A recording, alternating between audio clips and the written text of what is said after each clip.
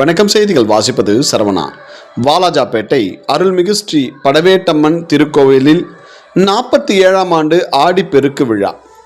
1500க்கும் மேற்பட்ட பக்தர்கள் பால் குடம் அலகு குத்தி நேர்த்தி கடன் செலுத்திய பக்தர்கள்.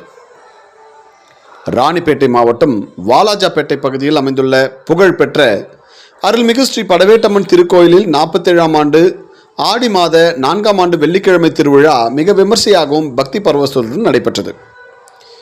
இச்சிறப்புமிக்க விழாவை முன்னிட்டு அதிகாலை முதலே தீவிர விரதம் இருந்த 1500க்கும் மேற்பட்ட ஆண் மற்றும் பெண் பக்தர்கள் வன்னிவேடு பாலாற்றங்கரையில் ஒன்றாக கூடினர். அங்கு விதவிதமான புஷ்ப மலர்களால் அலங்கரிக்கப்பட்ட அம்மன் வடிவிலான பூகரகத்திற்கு சிறப்பு பூஜைகள் மற்றும் மகா தீபாராதனைகள் நடத்தப்பட்டு பக்தர்கள் அனைவரும் பக்தி முழக்கத்துடன் தங்களது கைகளில் காப்பு கட்டி நேர்த்திக்கடனை தொடங்கினர். பக்தர்களில் பலர் தங்களது உடம்பில் பல்வேறு அளவிலான அலகுகளை குத்திக்கொண்டு, சிலர் அந்தரத்தில் தொங்கியபடி வரும் பறவை ஊக்கு குத்தியும் தங்களது மெய் சிலிர்க்க வைக்கும் பக்தி நேர்த்திக்கடனை செலுத்தினர். அதைத் தொடர்ந்து பால் குடங்களை தலையில் சுமந்தவாறு பக்தர்கள் பாலாற்றங்கரையிலிருந்து புறப்பட்டனர். மங்கள வாத்தியங்கள் மற்றும் பம்பை மேளதாளங்கள் முழங்க பூக்கரகம் முன்னால் செல்ல அலகு குத்திய பக்தர்கள் அணிவகுக்க முக்கிய சாலைகள் வழியாக சுமார் 5 கிலோமீட்டர் தொலைவுக்கு பக்தர்கள் பேரணியாக கோயிலில் வந்தடைந்தனர்.